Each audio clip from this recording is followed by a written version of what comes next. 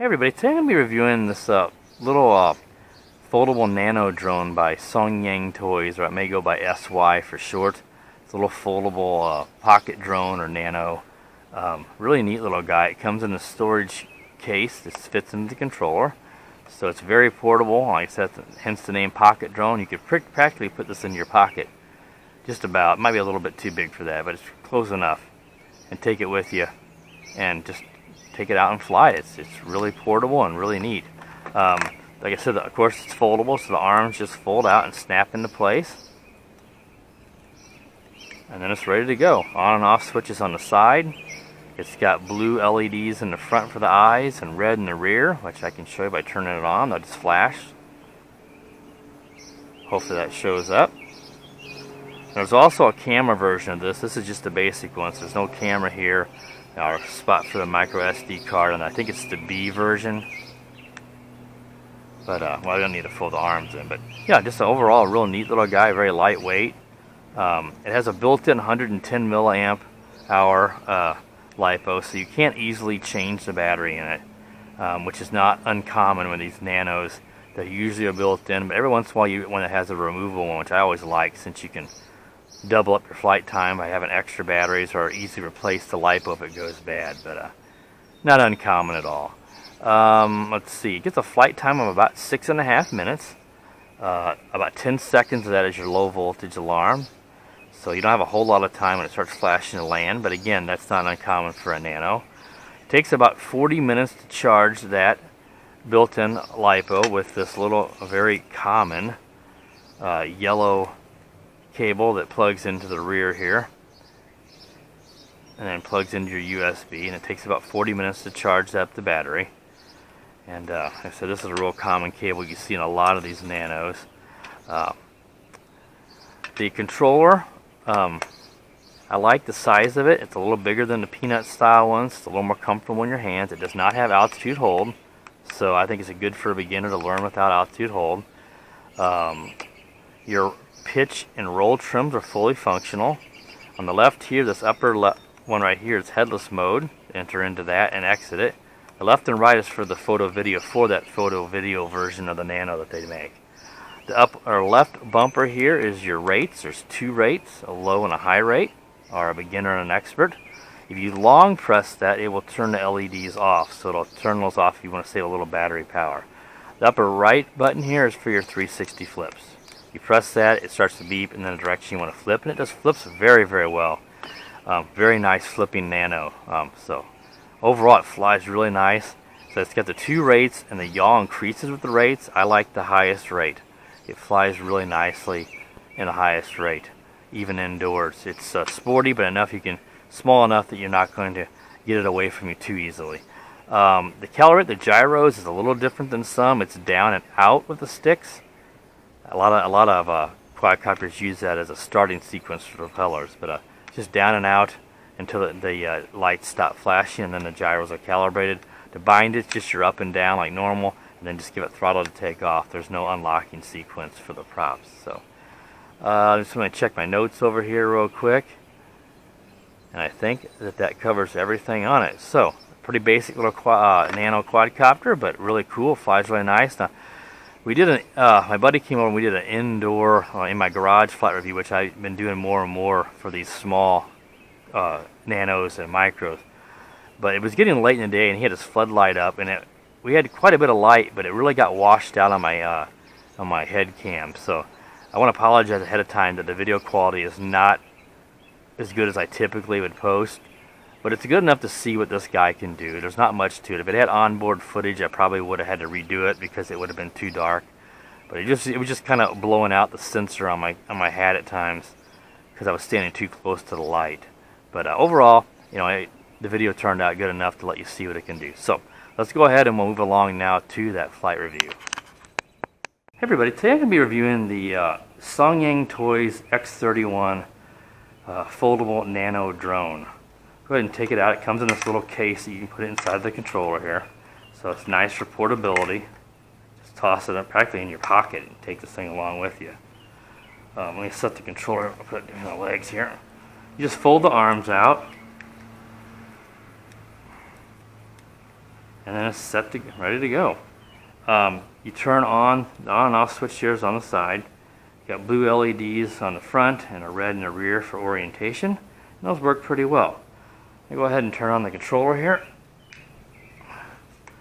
and do your typical binding sequence up and down, and it beeps. There are 2 rates. We're going to start on the lowest rate.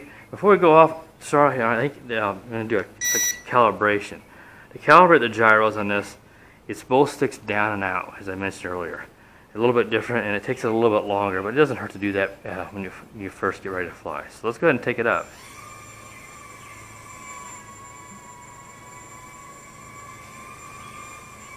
And you see it has a rather slow yaw on the lowest rate. But there you see how much it increases in the highest rate. It's a pretty sporty little flyer. The LEDs are really nice, easy to see.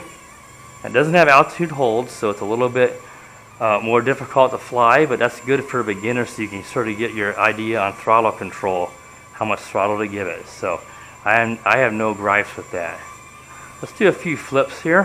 Flips with the upper right button. It flips really, really nice. Let's go ahead and flip back at me. I'll do another flip forward. Do a flip to the left. Kind of close to the ground, but it still worked. Now I was able to do funnels with it outside, and I'm going to go ahead and land it here in my hand. It looks like it's calm enough outside. I might be able to walk over here and fly it outside because it uses quite a bit of room to do a funnel. So I'm going to go ahead and launch it from my hand. Go ahead and try that again because I want to get it up on top of the roof of the house. But you see it does it, but it tends to want to fall to the ground somewhat. Right into the rose bush. But it's a pretty rugged little guy though, I'll give it that.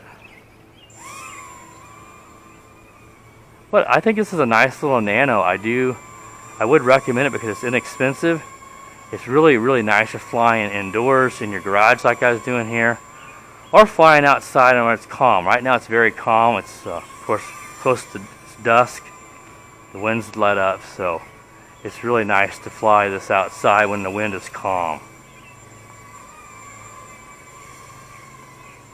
But it doesn't do real tight funnels though on the highest rate. So you need to be outside to do that. And but you know, most people aren't real big fans of funnels. Some like to do it, but yeah, so that's one of the few things I can even think of to put a knock against it, is it doesn't do funnels well, because it does flips really, really well, as we saw. That was just me recovering there, because you know, all these drones, let's do it again, they rise up as they do their flip, and that's where it takes a little more practice to get that throttle control and not slam it into the ceiling. You'll see me do that in some of the other reviews that I'm trying to. Sometimes I'll just cut the throttle altogether so it doesn't do that. Overall, I like this guy. It's a nice smooth flyer, and it's very portable. Has a nice flight time of like 6.5 minutes, but it's a very short, like 10-second LVC, but it'll land itself. It won't cut its motors, so you know, perfect for indoor flying. It doesn't have prop guards, so you do have to be mindful of slamming into walls. You know, prop guards, you know, I'm not a huge fan of them. On a nano, it does make sense because when you're flying indoors, it's easy to break a propeller. I already did bust one off. Slamming it into the wall here, so I busted one of my spares. But like I said, they give you spares, that's why they give them to you. So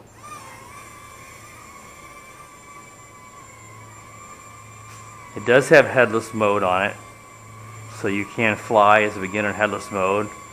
I'm not a big fan of that, but some people really like it, so it's always nice that they include that.